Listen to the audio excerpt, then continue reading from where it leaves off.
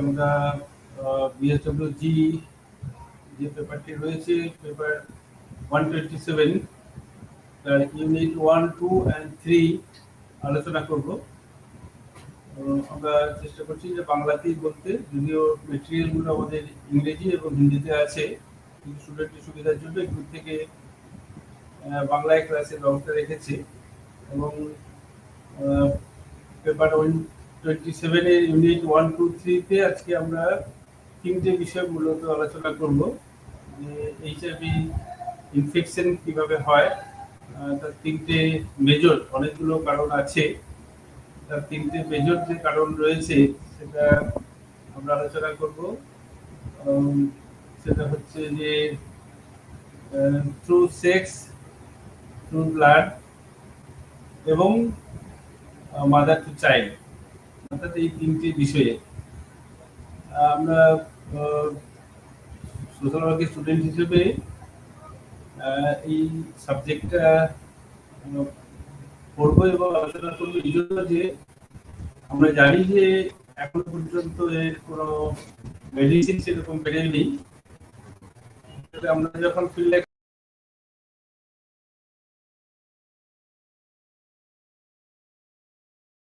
সচেতন করা যে কতভাবে ইনফেকশন হয় সেটা যদি জানতে পারে তাহলে হয়তো কিছুটা আমরা এটাকে রোধ করতে পারবো, অর্থাৎ এটাই মেডিসিন।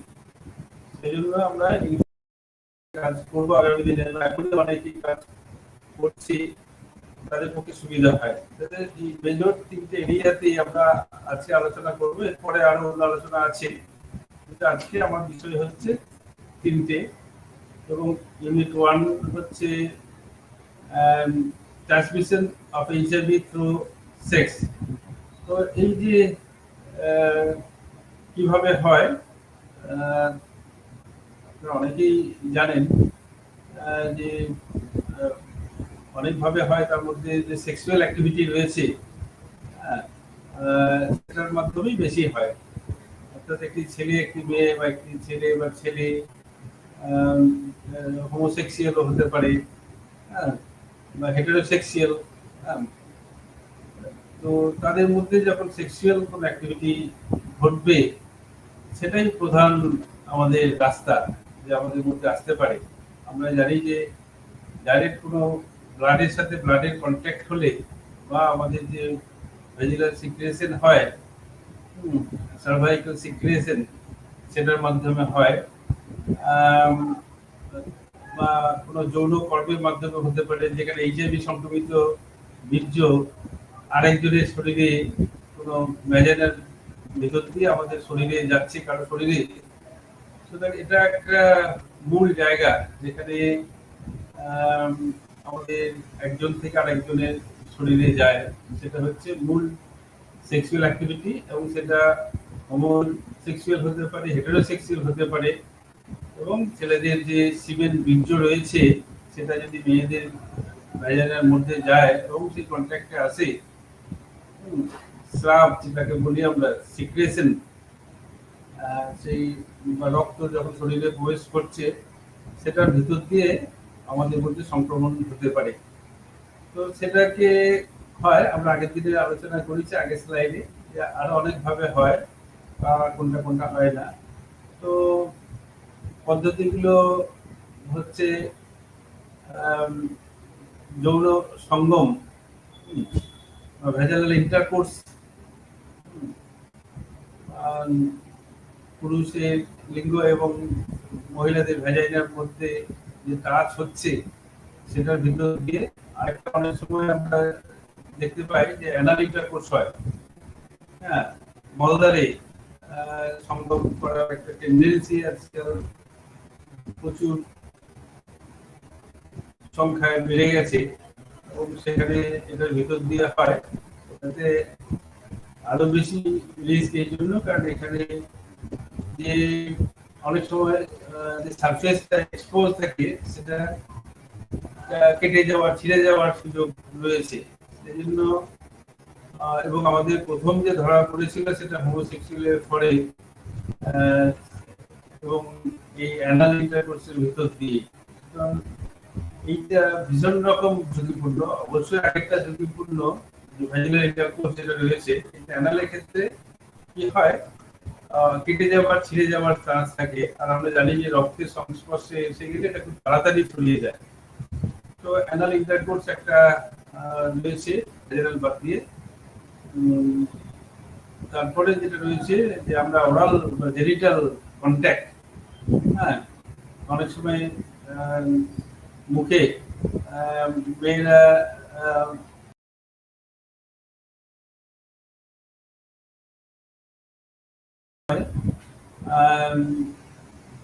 মেয়েদের যে ভ্যাজানাল সেখানে জিভ বা মুখের ব্যবহার করে, তো সেখানে সরাসরি আমার শরীরে সেই সিক্রেশন সেটা চলে যায়, বা আমার শরীরে ঠোঁটে বা কোথাও কেটে গেলে, যেটা আমরা আগেও বলেছি যে কিস করলে হয় না ঠিক মুখের মতোই, কিন্তু আবার যদি মুখ কাটা থাকে তাহলে কিস করলেও হতে পারে।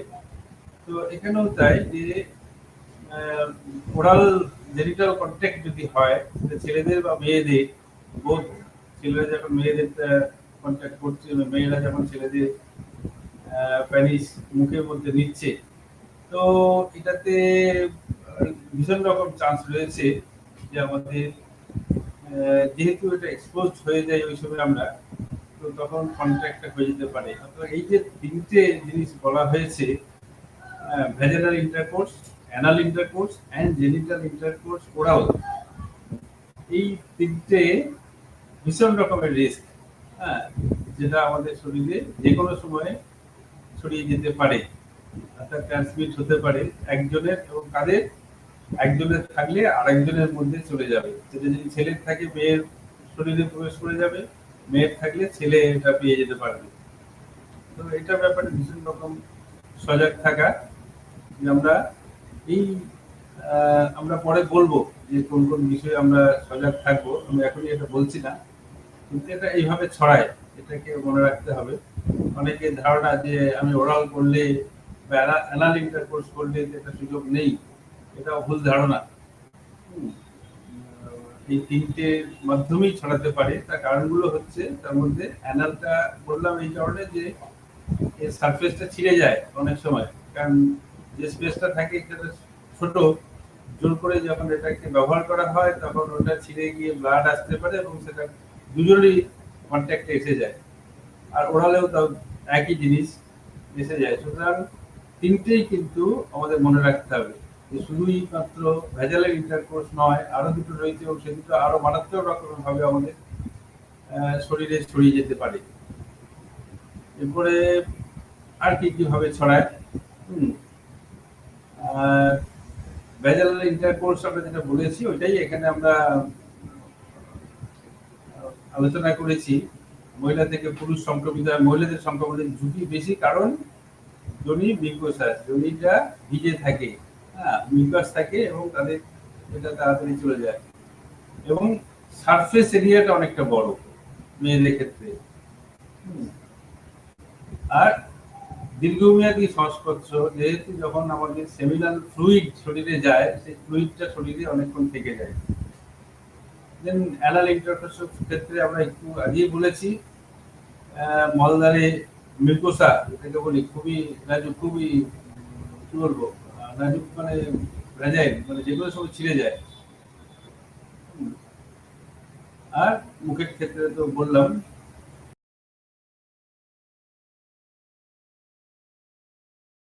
ছড়িয়ে যায়, ট্রান্সমিশন হতে পারে। তিনটি রিস্ক, হাই রিস্ক।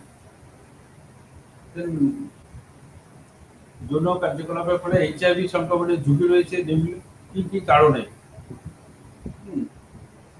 যৌন সঙ্গী সংক্রমিত কিনা, whether the sexual partner is infected, এখন সেটা তো আমরা অনেক সময় জানি না। তো যৌনকর্মী যদি ইনফেক্টেড হয়েই থাকে, কারণ আমাদের দেশে কি হয় এখনো পর্যন্ত টেস্ট করা হয় না, সেজন্য সেই যে সঙ্গী পার্টনার, মেল বা ফিমেল যেই হোক, সে ইনফেক্টেড আছে কিনা সেটা তো বোঝা যায় না, সেই জন্য ঝুঁকি রয়েই যায় যদি থেকে থাকে। সেক্সুয়াল কন্ট্যাক্ট ইনভলভ, যৌন যোগাযোগের ধরন, রক্ত বা স্রাবে ভাইরাসের পরিমাণ কতটা আছে, যোগাযোগের ধরন বলতে যে কিভাবে কোনটা করছে, আগের যে তিনটে রয়েছে সেটার উপরে, amount of virus present in the blood and secretion of the infected partner. সুতরাং আমার সেই যে পার্টনার যার সাথে কোনো না কোনো ভাবে ইন্টারকোর্স হচ্ছে, সেটা ভ্যাজানাল হোক কি ওরাল হোক কি অ্যানাল হোক, তার শরীরে ভাইরাসের লোড কতটা আছে, ইনফেক্টেড পারসন, এবং সে কোন পিরিয়ডে রয়েছে। এই সুযোগে বলে রাখি যে আমাদের শরীরে কিন্তু ইনফেকশনের হওয়ার বেশি চান্সটা থেকে যায় যখন আমরা আগের দিনে বলেছি যে উইন্ডো পিরিয়ডে আমাদের ভাইরাসটা প্রচন্ড পরিমাণে রয়েছে। সেই সময় যদি আমরা না জানি, কারণ আমরা বলেছি উইন্ডো পিরিয়ড হচ্ছে যখন আমরা ইনফেকশন হওয়ার পরে 2 সপ্তাহ ওটা শরীরে থেকে যাচ্ছে, আমরা বুঝতে পারছি না।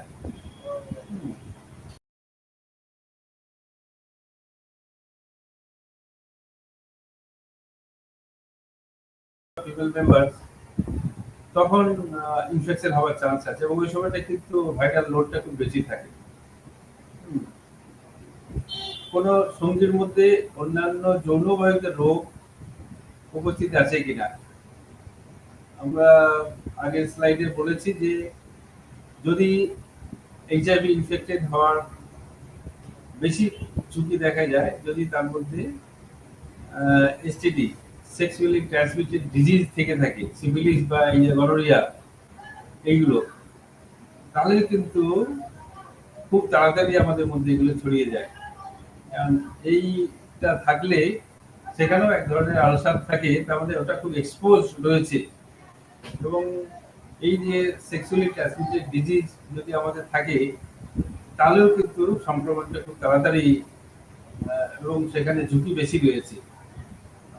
যদি কোনোভাবে এটা হয়ে থাকে তাহলে যে ওটা যেহেতু আমার অলরেডি শরীরের মধ্যে ওই ইনফেকশনগুলো রয়েছে এবং সেটা এক্সপোজ, এবং অনেক সময় আলসার বা রক্ত দেখা যায়, তার মানে এটা যে কোনো সময়ে অন্যকে ছড়াতে পারে।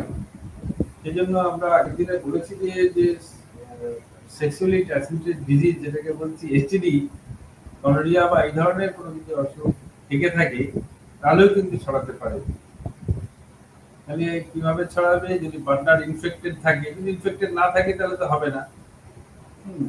এবং আমি সেক্সুয়াল কন্ট্যাক্ট কোনটা করেছি, কিভাবে করেছি, আমি হ্যান্ডশেক করেছি নাকি ইন্টারকোর্স করেছি, অ্যানাল করেছি, কিংবা যেটাই করি না কেন ছড়াতে পারে তার উপরে নির্ভর করছে, আর আমার শরীরে ভাইরাস লোড কতটা রয়েছে সেটার উপরে।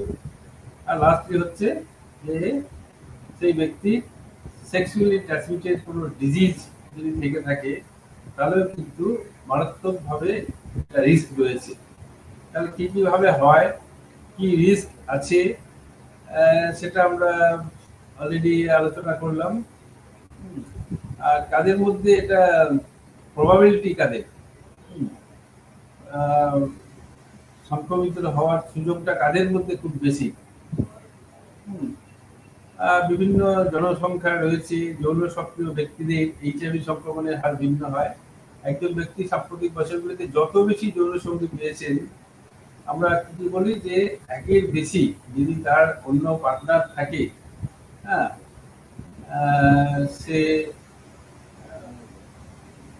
সেক্স ওয়ার্কার হোক বা না হোক, একজন ব্যক্তি নিজের ওয়াইফ বা নিজের হাজবেন্ড বাদ দিয়ে আরো বেশি মানুষের সাথে সংস্পর্শে আসে কিনা, যদি আসে তাহলে তাদের মধ্যে অবশ্যই থাকবে, প্রবাবিলিটি তাই বলছি। তার মানে সুরক্ষিত হোক কি অসুরক্ষিত হোক, একের বেশি যখন কোনো পার্টনারের সাথে সে যৌন সংসর্গে আসছে তার মধ্যে এটা প্রবাবিলিটি বেশি থাকবে, এটাই তো স্বাভাবিক। আর আমরা একটু আগে আলোচনা করেছি যে হেটারোসেক্সুয়াল মানে আমি মেল ফিমেল নারী যৌনকর্মীদের মধ্যে সংক্রমণের হার বেশি পাওয়া যায়। সুতরাং যে আরো অনেক রকমের মানুষের সাথে যৌন সংসর্গ করছে এবং মেল ফিমেল ফিমেল জন ফিমেল বা দুজন মেল যৌনকর্মীদের সাথে যৌনকর্মীরা কি করছে, তারা সারাদিনে অনেকের সাথে সংস্পর্শে আসছে এবং যারা আসছে তারা তো কোনো টেস্ট করে আসেনি, অনেক সময় যে প্রিকশন নেয় সেটাও নয়। সুতরাং সেখানে তো ঝুঁকি একটা থেকেই যায়। যেটা আজকাল প্রচার করা হয় যে কন্ডম বা অন্য কিছু ব্যবহার করতে, তবু দেখা যায় কোনো না কোনো ভাবে অন্য কোনো ভাবে আমরা কি বলেছি ব্লাডের সাথে টাচ হয়ে গেলে, এবং শুধু তো যে সেক্স সেটাই না, সে একই সাথে হয়তো মুখে বা আমাদের বায়ুতে কোনোভাবে সে হাত দিচ্ছে বা ব্যবহার করছে। সুতরাং এই যৌনকর্মীদের সাথে একটা বড় ঝুঁকিপূর্ণ জায়গা, তারা একের বেশি অনেকের সাথে সংস্পর্শে আছে। সমকামী পুরুষদের ক্ষেত্রে আমরা প্রথমেই বলেছি যে প্রথম যে কেসটা পাওয়া গিয়েছিল সেটা সমকামীদের মধ্যে, অর্থাৎ একটি ছেলে তাদের মধ্যে, এবং সেখানে কি হয় মূলত অ্যানাল সেক্স হয়, এবং সেটা যেহেতু এটা জোর করেই করা হয়, সুতরাং সেখানে কেটে যাওয়া ছিঁড়ে যাওয়ার সুযোগ খুব বেশি, এবং সেটাই হয়। তো এদের মধ্যে কিন্তু খুব বেশি ছড়িয়ে যাওয়ার চান্স রয়েছে। এইচআইভি সংক্রমণের হার তাদের যৌনসঙ্গীর সংখ্যার উপর নির্ভর করে। আগেই সেটা বলেছি, সেটা আবার বলা হচ্ছে যে সংক্রমিত সঙ্গীর সাথে যৌন মিলনের সম্ভাবনা অঞ্চলে এইচআইভি সংক্রমণের হার ও তাদের যৌনসঙ্গীর সংখ্যার উপর নির্ভর করে। ভারতে সমকামীদের সংখ্যা কম হলেও সংখ্যালঘু সমকামী জনসংখ্যার মধ্যে এইচআইভি সংক্রমণ পাওয়া গেছে। খুব কম সংখ্যায় আছে সেটা তাদের মধ্যেও এটা পাওয়া যায়। অর্থাৎ মূল বিষয়টা হচ্ছে যারা একের বেশি কারোর সাথে যৌন সংসর্গ করে মূলত তারাই কিন্তু আমরা যৌনকর্মী বলছি। আজকাল সেটা না হলেও যৌনকর্মী বাদ দিয়েও অনেকে গোপনে অনেকের সাথে সংস্পর্শে আসে, এবং তার সঙ্গীটি যে আরো কারোর সাথে যৌন সংসর্গ করেছে সেটা হয়তো তার কাছে জানা সম্ভব হয়ে ওঠে না। সুতরাং নিজের অজান্তেই এরকম কোন ব্যক্তির সাথে যৌন সংসর্গে জড়িয়ে পড়ে যে ব্যক্তিটি আরো অনেকের সাথেই হয়তো যৌন মিলনে লিপ্ত ছিল। অর্থাৎ ঘুরে ফিরে যেটি দাঁড়ালো সেটা হচ্ছে যে যারাই একের বেশি সেটা ছেলে হোক কি মেয়ে হোক ব্যক্তির সাথে যৌন সংসর্গে আসে, তাদের মধ্যে এই প্রবাবিলিটিটা ইনফেকশন হওয়ার চান্সটা খুব বেশি থাকে। সুতরাং এইটাকে মেজর জায়গা। এরপরে হচ্ছে যে টাইপস অফ সেক্সুয়াল কন্ট্যাক্ট, কি কি ধরনের সেক্সুয়াল কন্ট্যাক্ট, যৌন সঙ্গ, যে কোনো যৌন কার্যকলাপে যেখানে দেহের তরলের সংস্পর্শ ঘটে, যেখানে এইচআইভি সংক্রমণের ঝুঁকি থাকে, রেকটাম বা যোনির মিউকোসা মেমব্রেনের আঘাত সংক্রমণ সহজ করতে পারে, তবে এটি অপরিহার্য নয়। এইচআইভি সংক্রমণের সর্বোচ্চ ঝুঁকি হলো সেই পুরুষ বা মহিলাদের যারা সংক্রমিত সঙ্গীর সাথে রিসেপটিভ অ্যানাল কার্যকলাপে লিপ্ত হন। একটু আগেই বলেছি যে অ্যানাল কার্যকলাপে লিপ্ত হন, এবং ভেজিনাল ইন্টারকোর্স এবং ওরাল ইন্টারকোর্স এটা আমরা অলরেডি আলোচনা করেছি। এবার আছি আমরা কিসিং। আগের দিন আমরা বলেছি যে কিস করলেও এটা ছড়ায় না যদি সেটা ড্রাই কিস হয়, কিন্তু যদি মুখের মধ্যে জিভ বা লালা ঠোঁটের সরাসরি কন্ট্যাক্টে আছে, যেটাকে আমরা ওয়েট কিসিং বলছি। ওয়েট কিসিং এ কি হয়, মুখের রস আরেকজন মুখের জিভ চেটে খেয়ে নেয়, এই সময় লালার বিনিময় হয়। এই যে লালা মুখের কাটা বা ক্ষতের উপস্থিতিতে ঝুঁকি থাকতে পারে। অর্থাৎ এই যে লালাটা আমার মুখে লাগছে, বেশিরভাগ সময় দেখবে আমাদের ড্রাই হলে মুখের ঠোঁট এমনি ফেটে থাকে, দাঁতের মাড়িতে কোনো অসুখ থাকতে পারে, জিভে কিছু হতে পারে, কোনো না কোনো ভাবে মুখে কোথাও না কোথাও আমাদের এক্সপোজ আছে, কেটে আছে। বেশিরভাগ একটা ভুল ধারণা যে সেক্সুয়াল কন্ট্যাক্টে যেহেতু হয়, কিস করলে হয় না, কিন্তু যদি আমরা ডিপ এবং ওয়েট কিসিং করি এবং সেক্ষেত্রে যদি যার ইনফেকশন রয়েছে সে আরেকজনের মধ্যে এটা ছড়িয়ে দিতে পারে, যদি তার মুখে কোনো না কোনো ভাবে কেটে থেকে, দাঁতে হতে পারে, ঠোঁটে হতে পারে, জিভে হতে পারে, কোথাও কেটে আছে এবং তার মধ্যে ছড়িয়ে যেতে আমার সাথে ব্লাডে চলে যায়। কারণ আমরা মূল বিষয়টা হচ্ছে আমার ব্লাডের সাথে কন্ট্যাক্ট হতে হবে, ব্লাডে ছড়িয়ে যাচ্ছে। সুতরাং কিসিংটাও কিন্তু একটা জায়গা যেখানে যার ভিতর দিয়ে আমাদের শরীরে এটা যেতে পারে। দেন হস্তমৈথুন, মাস্টারবেশন, ছেলেদের এবং মেয়েদের দুটোই হচ্ছে ঝুঁকি নেই, এটা আমরা বলেছি আগের দিনে। আজকে আমরা বলবো যে যদি সেলফ হস্তমৈথুন হয়, ছেলে সে নিজে জেনিটাল অর্গান হস্তমৈথুন করছে, মাস্টারবেশন করছে, বা মেয়ে তার ভ্যাজিনাতে হাত দিয়ে কোনোভাবে সে ব্যবহার করছে, স্যাটিসফ্যাকশন দিচ্ছে, তো এই যে এটাতে কিন্তু অসুবিধা নেই, কারণ এখানে তো আরেকজন ইনফেক্টেড পারসন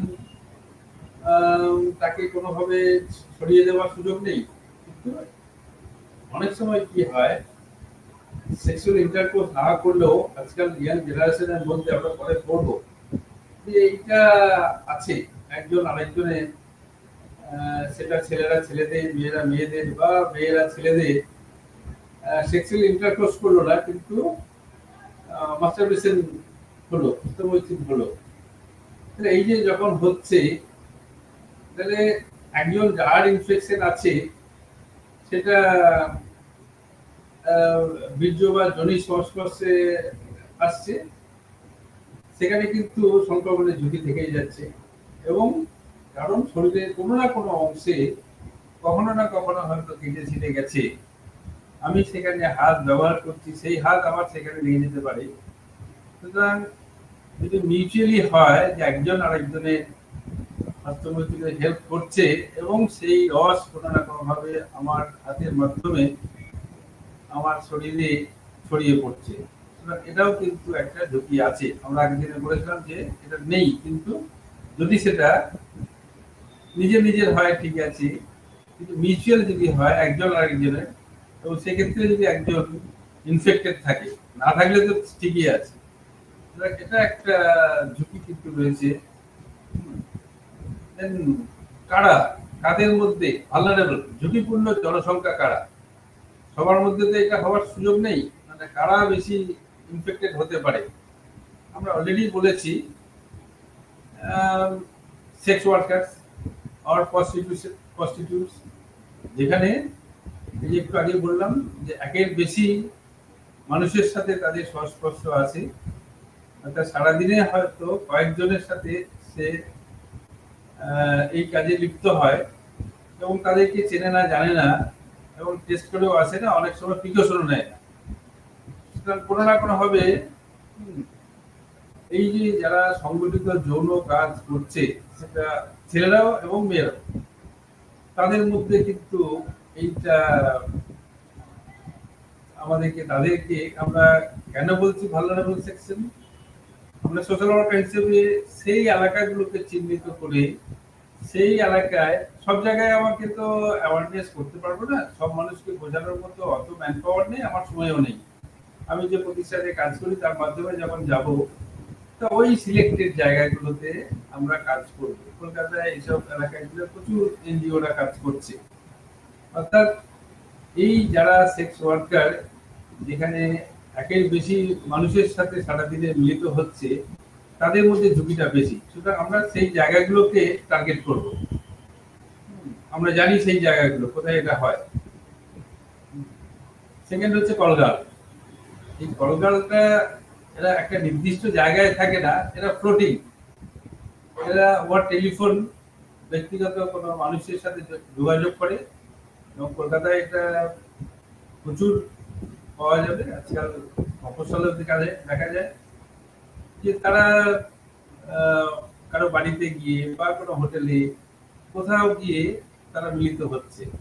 অর্থাৎ তারা লিখিত যে সেক্স ওয়ার্কার সেটা নয়। অনেক বাড়ির বিবাহিত মহিলারা, কলেজ গার্ল, আজকাল স্টাডিতে এগুলো দেখা গেছে, তাদেরকে ফোনের মাধ্যমে দেখে তাদের মধ্যে যৌন মিলন হচ্ছে। তার মানে সেও কিন্তু, এই ব্যক্তিটিও অনেকের সাথে সংস্পর্শে আসছে। অর্থাৎ আমরা সেক্স ওয়ার্কার যাদেরকে বলছি, তাহলে কল গার্ল মানে তো ও তো সেক্স ওয়ার্কার নয়। তাহলে আমরা আগে কি বুঝেছি যে যিনি একের বেশি অনেক মানুষের সাথে এবং অপরিচিত মানুষের সাথে যৌন সংসর্গে আছেন, সেটা ওই অ্যানাল হোক কি ইন্টারকোর্স হোক কি ওরালি হোক, যে কোনো ভাবে, তাদের মধ্যেও কিন্তু এই সুযোগটা বেশি, যদিও এদেরকে খুঁজে পাওয়া খুব মুশকিল। কিন্তু জেনারেল অ্যাওয়ারনেস আমাদের অনেক সময় করতে হয়, কারণ কলগালদের তো আমরা কোথাও লেখা থাকে না আমি কলগাল। আর একটা আছে নির্দিষ্ট কিছু উপজাতি রয়েছে, ট্রাইবালদের মধ্যে কিন্তু এটা খুব মজার যে এরা খুব রেস্ট্রিক্টেড, এরা কারোর সাথে খুব একটা মেশে না। কিন্তু বিশেষ বিশেষ কয়েকটা উপজাতি আছে যাদের মধ্যে কিন্তু এটা রয়েছে যে তারা একের বেশি এবং অনেকের সাথেই, তারা যে কমিউনিটিতে থাকে সেই কমিউনিটিতেই নিজেদের মধ্যে মিলিত হয়। সুতরাং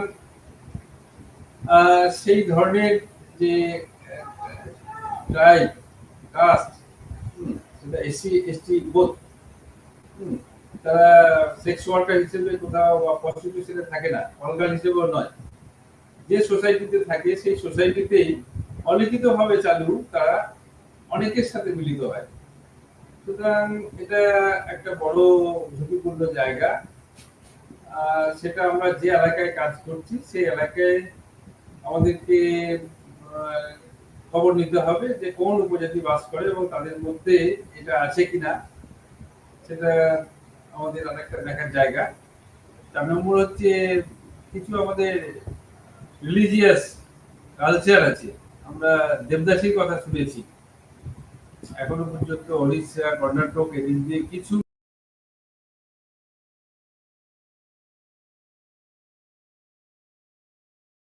একের বেশি মানুষের সাথে সংস্পর্শে আসে। সুতরাং এই জায়গাগুলো যে তাদের মধ্যে বেশি ছড়িয়ে যায়, অর্থাৎ আমরা কি বলেছি ভালনারেবল পপুলেশন, কাদের মধ্যে বেশি ছড়াবে, prostitution, call girl, special type of caste, আর হচ্ছে রিলিজিয়াস প্লেসেস, কিছু কিছু মন্দির যেখানে দেবদাসী প্রথা এখনো আছে এবং তাদেরকে এইভাবে ব্যবহার করা হয়। তো আমরা যে এলাকায় কাজ করবো সেই এলাকায় তাদেরকে খুঁজে বের করা এবং তাদের মধ্যে অ্যাওয়ারনেস করা। দেন সেম সেক্স রিলেশনশিপ, অনেক সময় কি হয় এই মেসেজ পার্লারে, এগুলো আরেকটা জায়গা। আমরা অনেক সময় শুধুই বলি প্রস্টিটিউশন, কলগাল, মেসেজ পার্লার গুলো ব্যাঙের ছাতার মধ্যে আজকাল সমস্ত মফস্বল শহরে ছড়িয়ে আছে, যেখানে এই অশুভ কাজগুলি ঘটে। হ্যাঁ, তো সেখানে সেম সেক্সের মধ্যে হোস্টেলে, আজকাল সমস্ত যেসব হোস্টেলে থাকে সেখানে ছেলেদের হোক বা মেয়েদের সেম সেক্স রিলেশনশিপ কিন্তু গড়ে ওঠে।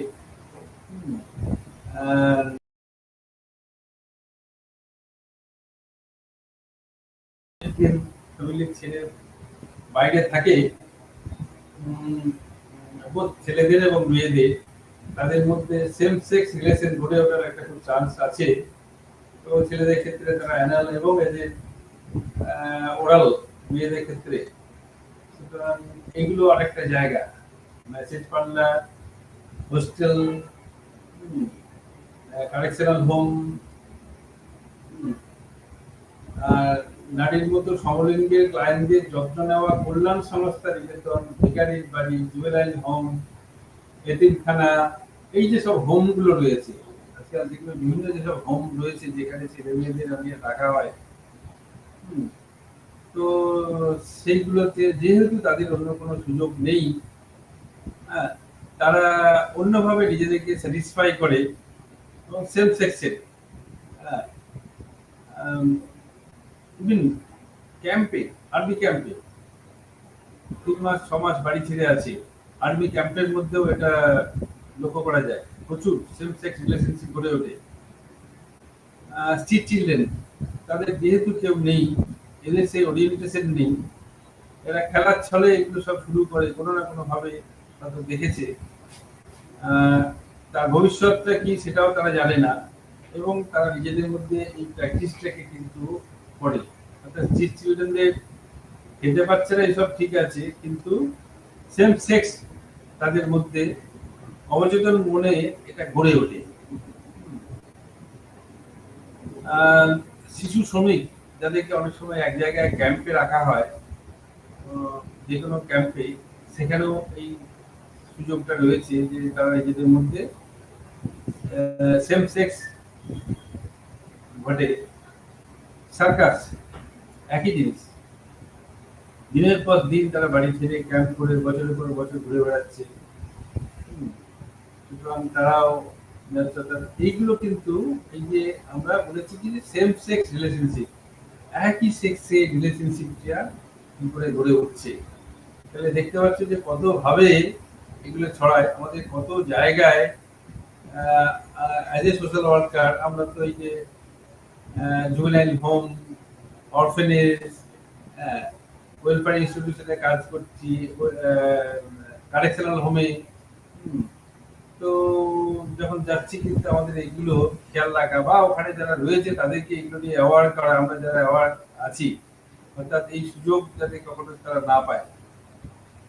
দেন ইউনিট 2 তে যাই আমরা, ট্রান্সমিশন থ্রু ব্লাড, ওটা গেল থ্রু সেক্স কতভাবে হতে পারে, আর এবার হচ্ছে আমরা ব্লাডের মাধ্যমে কিভাবে ছড়াই।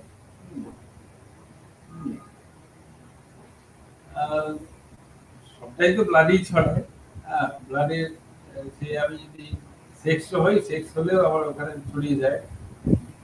রক্তে এইচআইভি থাকতে পারে, রক্তে বিভিন্ন উপাদান, লাল রক্তকণিকা, প্লেটলেট, প্লাজমা, এমনকি ইমিউনোগ্লোবিন চিকিৎসা যদি সঠিকভাবে পরিশোধন না করা হয় তাহলে এইচআইভি সংক্রমিত হওয়ার ঝুঁকি বেশি।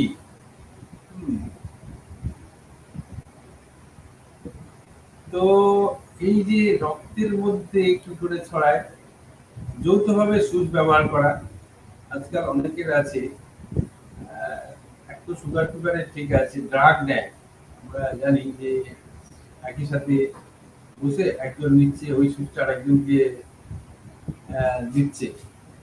একটা সময় তো ছিল আমাদের কোনো সিরিঞ্জ ব্যবহার করলে সেটাকে জলে ফুটিয়ে স্টেরিলাইজ করা হতো, আজকাল ওয়ান ইউজ ব্যবহার করা হয়েছে, যে একবার ব্যবহার করে ওটাকে ফেলে দেওয়া হবে। কিন্তু যারা ড্রাগ, কোনো মাদক দ্রব্য ইনজেকশনের মাধ্যমে শরীরে নেয়, এদের মাথায় এসব থাকে না। একসাথে গ্রুপ করে কোনো একটা ঝোপে জঙ্গলে বসে একজন নিল, একজনকে দিয়ে দিল, ওটাই আবার আরেকজনকে দিল। অর্থাৎ এই যে সুচ ব্যবহার করছে, এই জন্য আজকাল আমরা কখনোই কোনো ডাক্তারখানায় বা বাড়িতে একবার ব্যবহার করা সুচ অন্য কাউকে দেবো না, সেটা আমার থাকুক আর না থাকুক। কোনো ডাক্তার বা নার্স যদি দেয় আমি তাকে বাধা দেবো, নতুন প্যাকেট থেকে খুলে সে দেবে, যতই বিশ্বস্ত হোক না কেন, আমরা এটাকে এনশিওর করবো। অর্থাৎ সুচের মাধ্যমে, কারণ আমার সুচটা যখন ব্যবহার করা হচ্ছে তার মধ্যে রক্ত লেগে থাকে এবং সেটা আরেকজনকে দিচ্ছে, ওটা আমার শরীরে সরাসরি চলে যাচ্ছে রক্তের মধ্যে। অনেক সময় কি হচ্ছে, অঙ্গ প্রতিস্থাপন হয় না, আমি লিভার, কিডনি কিছু একটা কাউকে দিলাম, কিন্তু সেটা টেস্ট করা হয়নি। তখন যদি ইনফেক্টেড পার্সন যে আছে তার শরীর থেকে আমার শরীরে ছড়িয়ে যাওয়ার সুযোগ বেশি থাকে কোনো না কোনো ভাবে। কেউ চোখ দিল বা অন্য কিছু দিল, অর্থাৎ সূচের মাধ্যমে যেতে পারে। অঙ্গ প্রতিস্থাপন করলে সেটার মাধ্যমেও কিন্তু ছড়াতে পারে যদি সেটা টেস্ট না করা হয়। তো এটা একটা বড়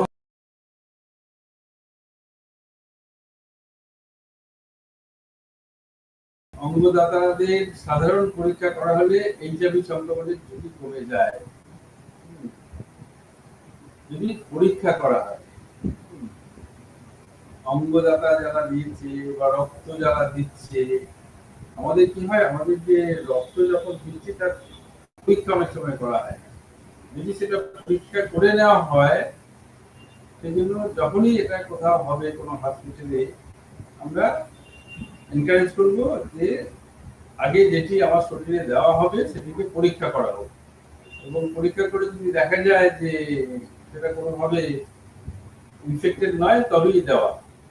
তো মুশকিলটা কি হচ্ছে, এগুলো ব্যবস্থা আছে। এই যে আমরা ব্লাড দিই, ব্লাড ব্যাংকে সব রক্ত যে পরীক্ষা করা হয় বা আলাদা করা হয় সেটা হয় না, যার ফলে আমরা প্রচুর দেখতে পাই যে ব্লাড নিয়েছে তারপর ওর মধ্যে ছড়িয়ে গেছে।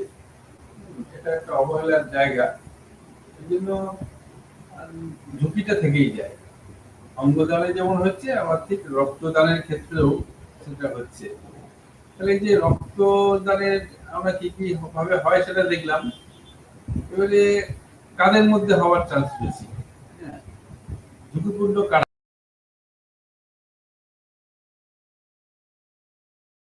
গোষ্ঠীটা কারা? রক্ত তো সবাইকে দিতে হয় না। আমার হয়তো কোনোভাবে আমার লিউকোমিয়া হয়েছে বা হিমোফিলিয়া। হিমোফিলিয়া হচ্ছে যে এটা ছেলেদের মধ্যেই হয়, জন্ম থেকেই আমার একটা রক্তের ক্ষরণ হয়, রক্তপাত একটা ব্যাধি থাকে। তো সেক্ষেত্রে তাদেরকে অনেক সময় রক্ত দিতে হয়, এবং রক্ত ঝরছে কোনো একটা জায়গা থেকে, তাহলে সেটা এক্সপোজ। আমি আক্রান্ত কোনো ব্যক্তির সাথে, সে এমনি হতে পারে হয়তো সেক্সুয়াল ইন্টারকোর্স হয়নি, পাশাপাশি বসেছিলাম, কিন্তু আমার রক্ত কোনো জায়গা থেকে বেরোচ্ছে এবং তার হয়তো কোথাও কেটেছে বা মুখের লালা কোনো না কোনো ভাবে আমার সংস্পর্শে এসে গেছে। এই যে থ্যালাসেমিয়া, লিউকোমিয়া বা হিমোফিলিয়া, এইচআইভি সংক্রমণের ঝুঁকি কিন্তু বেশি। আমরা মন আলোচনা করছি রক্তের মাধ্যমে কি করে আসে। কারণ লিউকোমিয়া, থ্যালাসেমিয়া এদের প্রায় রক্ত দিতে হয়, আমরা জানি।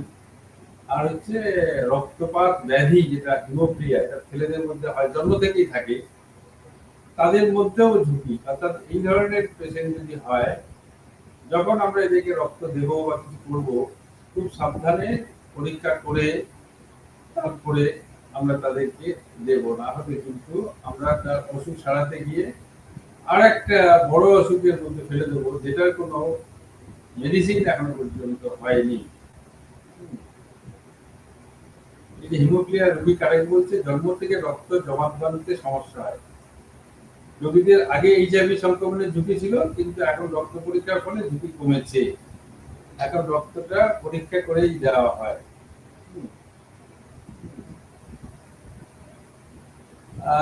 মাদক সংবেদনকারী, এটা আমরা অলরেডি আলোচনা করলাম যে যারা ইঞ্জেকশনের ভেতর দিয়ে শরীরে ড্রাগ নেয় তাদের তো ঝুঁকি রয়েই গেছে। সেটা আরেকটা জায়গা যে আমরা তিনটে জায়গাতে আমরা কিন্তু এরকম যদি হয় তাহলে ঝুঁকি থাকলো। এছাড়া যারা পেশাদার রক্তদাতা, অনেকে আছে না রেগুলার ব্লাড দেয় এবং তার বিনিময়ে টাকা পায়, প্রফেশনাল ব্লাড ডোনার যাকে বলি। এরা রক্তটা বিক্রি করে পয়সা পাবে বলেই দেয়, এরা যে সবসময় সমাজ সেবা করছে সেটা নয়। তো হতে পারে যেহেতু তারা পিছিয়ে পড়া এবং রেগুলার দিচ্ছে, এবং কোথা থেকে আসছে সেটা জানা যায়। যদিও ভারতে এটা নিষিদ্ধ, পেশাদার ব্লাড ডোনার বলে কিছু হয় না, এটা লুকিয়ে লুকিয়ে দেয়। একটা সময় ছিল যে কিছু লোক ছিল তারা দিত, এখনো পর্যন্ত কিছু আছে, আমরা তাদেরকে লিস্টে রাখি, কিছু দরকার হলে ওদেরকে ডেকে নিয়ে তুমি আসো একটু ব্লাড দেবে। অর্থাৎ এই যে যারা রেগুলার ব্লাড দিচ্ছে তাদের মধ্যেও কিন্তু এটা হয়ে যাওয়ার সুযোগ রয়েছে, কোনো না কোনো ভাবে তারা এক্সপোজ হয়ে যেতে পারে। হেলথ ওয়ার্কার তারা তো সবসময় আমাদের ইনজেকশন দিচ্ছেন, শুশ্রূষা করছেন, কিন্তু দেখা গেল কোনো ভাবে হতেই পারে যে তার হাত কেটেছিল আজকে বাড়িতে, কোনোভাবে রাস্তায় আসার সময় হাত কেটে গেছে, এসে সে এইচআইভি পেশেন্টকে ইনজেকশন দিচ্ছে এবং সেই এইচআইভি পেশেন্টের ইনজেকশনের রক্ত কোনোভাবে তার সেই জায়গায় লেগে যেতে পারে। অর্থাৎ স্বাস্থ্যকর্মী যারা রয়েছে তাদেরও কিন্তু, যেটা আমরা কোভিড-19 সিচুয়েশনে দেখেছি, প্রচুর স্বাস্থ্যকর্মী মারা গেছে, তারা ইনফেক্টেড হয়ে গেছে। তো এইচআইভি এইডস এর ক্ষেত্রেও কিন্তু সেটা হতে পারে যদি সেই স্বাস্থ্যকর্মী কোনো না কোনো ভাবে সুচ বা যন্ত্রের মাধ্যমে হয়তো কেটে গিয়েছিল এবং সে ইনফেক্টেড কোনো পার্সনকে সেবা দেওয়ার সময় তার ব্লাড কোনোভাবে তার সেই কাটা জায়গায় লেগে যেতে পারে। সেজন্য একটা সাবধানতা অবলম্বন করা জরুরি যে যে স্বাস্থ্যকর্মী আমার সেবা করছে আবার সেই ইনফেক্টেড হয়ে গেল, বা স্বাস্থ্যকর্মী যারা আছে তাদের যদি এরকম কেটে যায় তাহলে তাদের সাবধানতা অবলম্বন করে তারপরেই চিকিৎসাতে যাওয়া উচিত। এছাড়া অন্যান্য যেগুলো আছে বেসিলিয়াসের মধ্যে আমাদের এই যে শরীরে ট্যাটু বানায় না,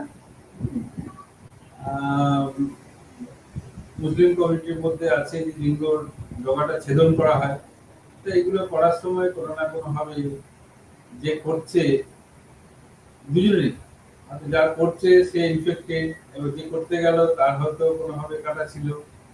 অর্থাৎ যখনই কোনো কাটা ছেঁড়া করা হচ্ছে, ট্যাটু হোক কি নাক কান, আমাদের নাকে ফুটো করা হচ্ছে, কানে ফুটো করা হয় মেয়েদের নাকে কানে, যদি ঠিক ঠিক প্রিকশন সাবধানতা অবলম্বন না করা হয় এবং যন্ত্রপাতি যদি ঠিক ঠিক পরিষ্কার না রাখা হয়, সে ইনফেক্টেড হতে পারে, বা যে যন্ত্র নিয়ে এসেছে সে যার কান নাক ফুটো করলো ট্যাটু করলো তাকে ইনফেক্টেড করে দিতে পারে। তো এটা একটা বড় ঝুঁকির জায়গা। অর্থাৎ এগুলো দিয়ে যে হয় না সেটা নয়, কিন্তু আমরা যখনই এই ধরনের, অর্থাৎ মোট কথা হলো যখনই কোনো কাটা ছেঁড়ার কিছু ব্যাপার থাকবে, সেটা আমার নিজের হোক বা আমাকে যে করছে তার, দুজনেই সাবধানতা অবলম্বন করা দরকার। কোনো না কোনো ভাবে এক্সপোজ যাতে না হয়, ব্লাড ট্রান্সমিশন কোনোভাবে একজনের থেকে আরেকজনের ছোঁয়াচে হয়ে ছড়িয়ে যেতে না পারে, এটা একটা জায়গা। অঙ্গ প্রতিস্থাপন আমরা একটু আগেই বলেছি, অঙ্গ প্রতিস্থাপনের আগে দাতার এইচআইভি পরীক্ষা করা একেবারেই বাধ্যতামূলক। আজকাল এগুলো করে দিচ্ছি, কিন্তু অনেক সময় হয়তো যতটা প্রিকশন নেওয়ার কথা সেটা নেওয়া হয়।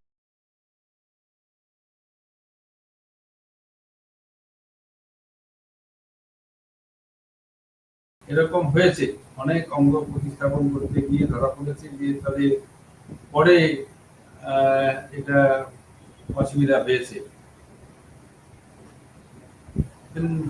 কোন কোন বিষয়গুলো আমরা খেয়াল রাখবো?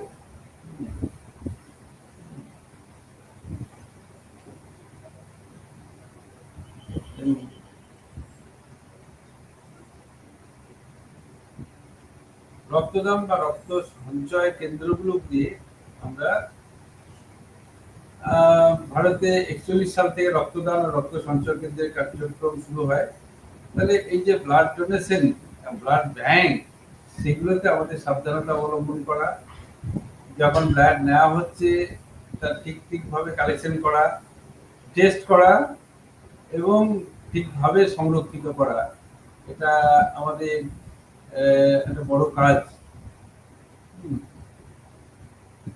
আমাদের দেশে 1000-এরও বেশি লাইসেন্স প্রাপ্ত রক্ত সঞ্চয় কেন্দ্র আছে, কিন্তু সেখানে আবার অবৈধ অনেক রক্ত কেন্দ্র রয়েছে, 200-রও বেশি আছে এরকম যাদের লাইসেন্স নেই। তারাও কিন্তু সার্ভিসটা দিচ্ছে, অ্যাটলিস্ট তাদের কাছ থেকে তো লোকে পাচ্ছে। অর্থাৎ আমাকে রক্তদান, ব্লাড ডোনেশন এগুলো করতে গেলে গভর্নমেন্ট থেকে লাইসেন্স নিতে হয়।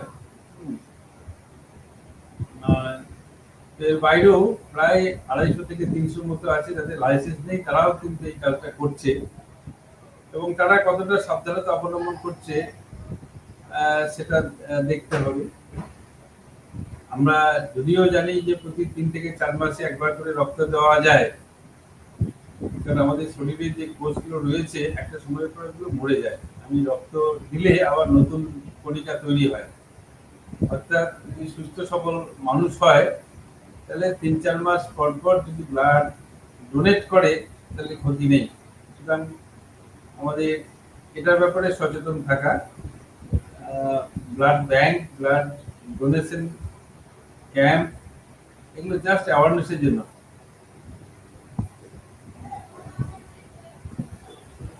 একটা সময় ছিল যে যারা পেশাদার রক্তদাতা ছিল তাদেরকে আমরা উৎসাহিত করতাম, যে একটু আগেই বললাম। কিন্তু 1996 সালের পরে পেশাদার যারা রয়েছে তাদেরকে নিষিদ্ধ করা হয়েছে, কারণ তারা নিজের শরীরকে ভালো খাওয়া দাওয়া পায় না, তবু তারা রক্তটা বিক্রি করে শুধু পয়সার লোভে, সেটা তো হওয়ার বাঞ্ছনীয় নয়। সেজন্য 1996 সাল থেকে কিন্তু পেশাদার যে ব্লাড ডোনেট করছে, প্রফেশনাল ডোনার, সেটা কিন্তু এখন আমাদের দেশে নিষিদ্ধ। যদিও লুকিয়ে চুরিয়ে অনেকে এটা করে, কিন্তু অফিসিয়ালি এটা একসময় আমরা এনকারেজ করতাম, এখন আর কিন্তু আমরা এনকারেজ করি না। রক্ত পরীক্ষাটা বলেছি একেবারেই বাধ্যতামূলক হতে হবে।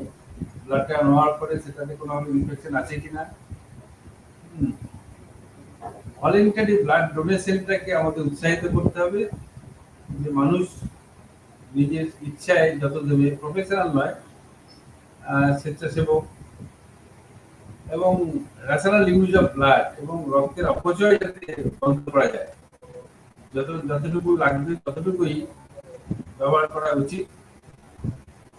এবং যখন রক্ত নেওয়া হচ্ছে সেটা স্টেরিলাইজ করা উচিত।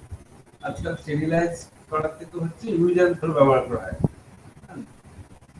দেন আমরা আসবো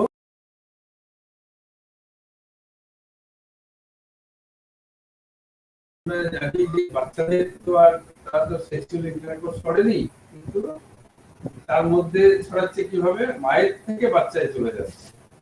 এটা আরেকটা মারাত্মক জিনিস। তিনটে ভাবে, যে গর্ভ অবস্থাতেই যদি মা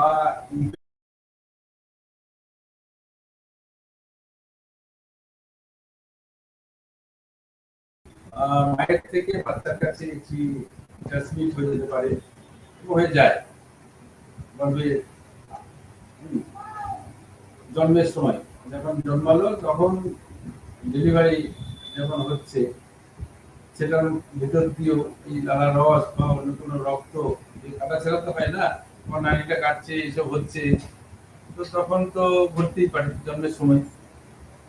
আর লাস্টে হচ্ছে মায়ের দুধ খাওয়ার সময়। আমরা আজকাল এনকারেজ করি এক্সক্লুসিভ ব্রেস্ট ফিডিং। ইউনিসেফ বা ইউনো থেকে আমরা প্রচুর এই ধরনের ক্যাম্প করেছি, যে মায়ের মুখের দুধের মধ্যে যে প্রথম দুধটা থাকে সেটার মধ্যে বেশ কিছু গুণ আছে যেটা আমাদের প্রোটেক্ট করে।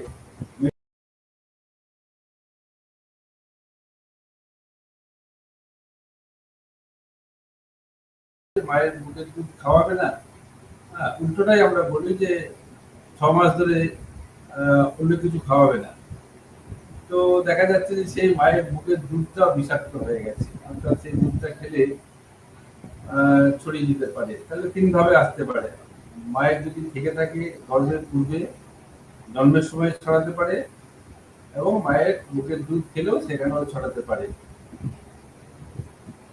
এটা আমরা এখানেই বললাম যে প্রসবের সময় জনিপথের আস্তরণে এইচআইভি থাকতে পারে, বাচ্চা জন্মের সময় বেসিক ঝিল্লি বা ত্বকে ক্ষত হতে পারে, ফলে ভাইরাসটি শিশুর দেহে প্রবেশ করতে পারে। আর ওটা তো বললাম যে প্লাসেন্টার মাধ্যমে at the time of birth হয়ে গেছে। হচ্ছে এইচআইভি আক্রান্ত মায়ের দুধ যদি বাচ্চা খায় 14% শিশু সংক্রমিত হতে পারে, ধরতে হবে। সেজন্য এটা নিয়ে অনেক দ্বিমত আছে। তাহলে কি মায়ের দুধের দুধ খাওয়াবে না? আমরা তো মাকে নিষেধ করতেও পারি না। তাহলে সে দুধ খাওয়াবে। তাহলে সেক্ষেত্রে মাকে কোনো প্রিকশন দেওয়া যায় কিনা যে তার শরীর থেকে ওটা যাবে না, মায়ের ট্রিটমেন্ট করানো, সেটা আমরা আজকাল করি। Risk of mother to child transmission বলছে অনেক সময় মাকে যদি কোনো ওষুধ দেওয়া হচ্ছে না, কোনো ট্রিটমেন্ট হচ্ছে না, কোনো ওষুধ ছাড়া স্তন্যপান করানো হলে সংক্রমণের ঝুঁকি সবচেয়ে বেশি, 30 to 35%। অর্থাৎ বুকের দুধ খাচ্ছে বাচ্চা মায়ের, ইনফেক্টেড মায়ের, কিন্তু সেই মাকে কোনো ওষুধ খাওয়ানো হয়নি, অর্থাৎ কোনো রকম এআরটি বা কোনো কিছু চালু করা হয়নি।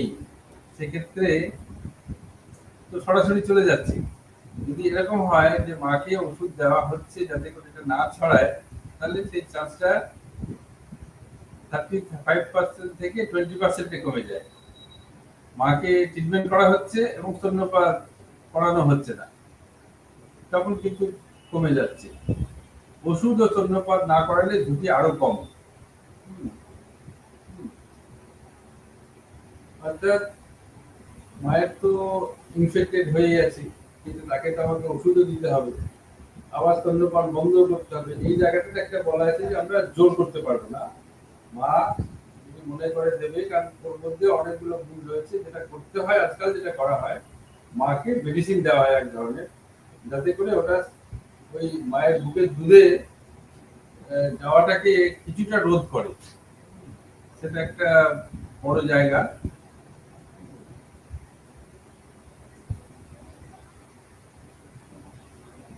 এই যে বলছে স্তন্যপান করালেও কিছু ওষুধ সেবন যদি করে ঝুঁকি আরো কম হয়ে যায়, 9 থেকে 18%। খাচ্ছে মায়ের দুধের দুধ, কিন্তু ওষুধও খাচ্ছে মা। মা শিশু দুজনকে ওষুধ খাওয়ানো, মাকে খাওয়ালাম, শিশুকেও ওষুধ কিনতে, দেখো ওই বাচ্চাটাকেও কিন্তু আমরা এবার ওষুধ খাওয়াতে শুরু করেছি, অ্যান্টিবায়োটিক দিচ্ছি। তাহলে ঝুঁকিটা একটু কমে যায়, কিন্তু থেকেই যাচ্ছে, একেবারেই কমছে না। এবং এটা যারা উন্নত দেশ, এই সংক্রমণটা কত পার্সেন্ট হবে না হবে, সেই মা বাচ্চা কতটা খেয়েছে, কতটা হাইজেনিক অবস্থায় আছে, তার উপরে নির্ভর করে কত পার্সেন্ট হবে। নিজের মতামত অনুযায়ী ওষুধ খাবেন না। স্তন্যপানের মাধ্যমে যেহেতু এইচআইভি ছড়াতে পারে, এই কারণে কখনো নিজের মতামত অনুযায়ী ওষুধ খাবেন না। অর্থাৎ ডাক্তার পরামর্শ করে, আমার ব্লাড টেস্ট করে, বাচ্চাকে টেস্ট করে তবেই আমাদের ওষুধটা খাওয়া উচিত বা খাওয়ানো উচিত, স্তন্যপান করানো উচিত। আমি আবার বলছি যে স্তন্যপানটা আমরা জোর করে বন্ধ করতে পারি না, কারণ তার মধ্যে যে উপাদানগুলো রয়েছে সেটা আমাদের বিভিন্ন রোগ থেকে বাঁচায়, রোগ প্রতিরোধ ক্ষমতাটাকে বাচ্চাকে বাড়িয়ে দেয়। আর এইচআইভি পেশেন্টের ক্ষেত্রে আমাদের কি বলেছি যে ইমিউন সিস্টেমটা কমে যায়, অর্থাৎ আমরা দুর্বল হয়ে যাই, যার ফলে আমাকে বাইরের কোনো জার্ম অ্যাটাক করে। তো যদি আমরা স্তন্যপানের ফলে আমার ইমিউন সিস্টেমটা বাড়ি, তাহলে বন্ধ করবো কেন? এটা নিয়ে অনেক দ্বিমত আছে, অনেক স্টাডি আছে। তো এটার একটা জায়গা যেটা আমাকে খেয়াল রাখতে হবে, এবং অবশ্যই সেটা আমরা সোশ্যাল ওয়ার্কাররা ডাক্তারদের সাথে আলোচনা করে, তাদের রিপোর্ট করে, তারা যেটা বলবেন আমরা সেইভাবেই ক্লায়েন্টকে গাইড করবো। কারণ তোমরা আগামী দিনে হয়তো এই ধরনের অর্গানাইজেশনে গিয়ে কাজ করবে, এদেরকে গাইড করতে হবে। কিন্তু আমরা তো ডাক্তার নই, তো আমরা ডাক্তারের মতামত অনুযায়ী এগুলো করব। আবার আমরা জোর করেও কিছু চাপিয়ে দিতে পারবো না। আমরা তাহলে এটাকে কিভাবে রোধ করতে পারি? মেয়ে বা মহিলাদের এইচআইভি সংক্রমণ থেকে রক্ষা, একটি প্রাথমিক প্রতিরোধ যৌন সম্পর্কের ক্ষেত্রে সাবধানতা অবলম্বন।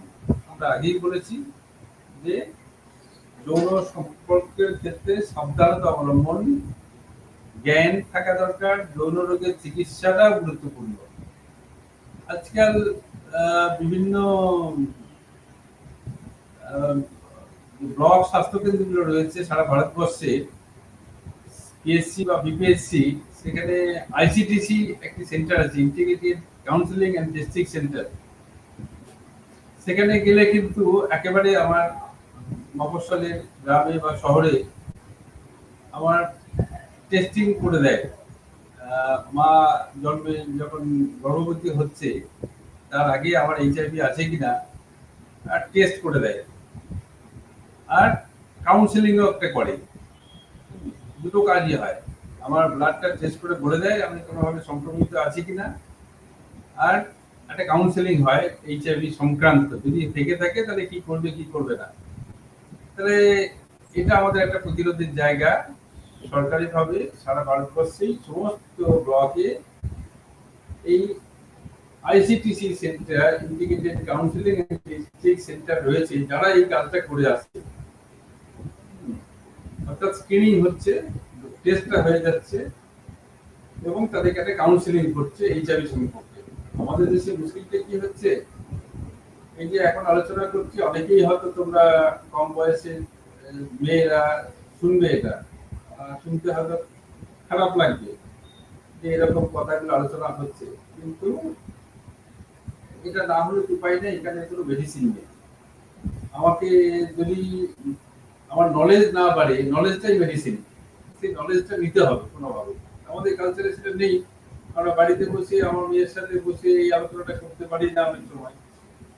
এই জন্য এই চেতনাটাই হচ্ছে আসল ওষুধ। এইচআইভি পরামর্শ পরীক্ষায় যেটা বললাম, আপনি নিজে গিয়েও যদি গর্ভবতী মায়েরা শুধু না, আমার যদি মনে হয় কোনো না কোনো ভাবে আমি কারোর সংস্পর্শে এসেছিলাম বা আমার এই লক্ষণগুলো দেখা দিয়েছে, আমি গিয়ে সোজা ওখানে গেলে পয়সা লাগে না, আমার ব্লাড দিলে আমাকে সঙ্গে সঙ্গে টেস্ট করে বলে দেবে আপনার এইচআইভি আছে কিনা, এবং পরামর্শ দেবে। কখনো হতেই পারে যে আমি অন্য কোনো ভাবে কারোর সাথে সংস্পর্শে এসেছিলাম, বা আমি যার সাথে মিলিত হয়েছি পরে জেনেছি যে সে আর অনেকের সাথে মিলিত হয়। তো সেক্ষেত্রে কোনো রকম হেজিটেশন না করে আমরা এই বিপিএসসি তে আইসিটিসি সেন্টারে গিয়ে এই পরীক্ষাগুলো করে নিতে পারি যে আমার কি অবস্থা। যদি আর্লি ডিটেকশনটা হয়, অনেক সময় আমার শরীরকে প্রোটেকশন দেওয়া যায়। রেট্রোভাইরাল প্রফিল্যাক্সিস, এইচআইভি আক্রান্ত মাকে ওষুধ সরবরাহ খাওয়ানোর বিষয়ে পরামর্শ দেওয়া।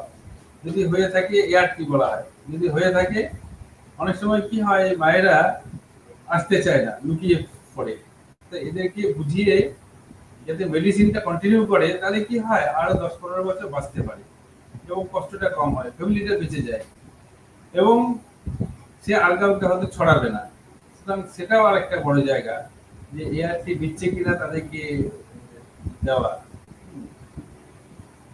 তো এই ছিল আমাদের টোটাল আজকের আলোচনা, যে আমরা কিভাবে ছড়াই।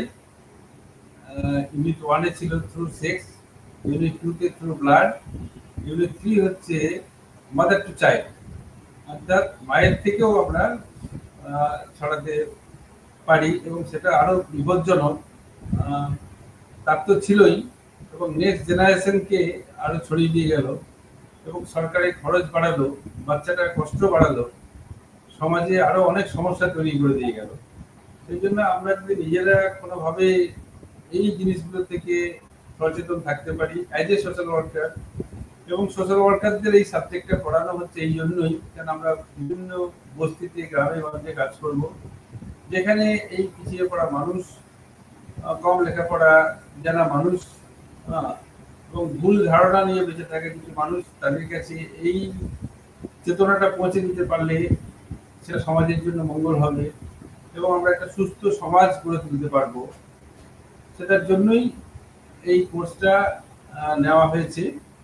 আমরা পরের দিনে আরো দুটো চ্যাপ্টার আছে এই পেপারে, সেগুলো পড়বো। তো আমাদের বইয়ে যে মেটেরিয়াল গুলো আছে সেগুলো খুব ছোট্ট করে লেখা আছে, যদিও সেটা ইংরেজিতে। আমি বাংলাতে যেহেতু তোমাদের ক্লাস দিতে হচ্ছে, আমার ওয়েস্ট বেঙ্গলে যারা পড়বে তারা বাংলাতে, কিন্তু ইংরেজিতেও যে খুব কঠিন করে তোমাদের আলটিমেটলি তো লিখতে হবে ইংরেজিতে, খুব কঠিন করে নেই, টু দি পয়েন্ট পড়লে এটা বোঝা যাবে। সুতরাং নমস্কার, ধন্যবাদ।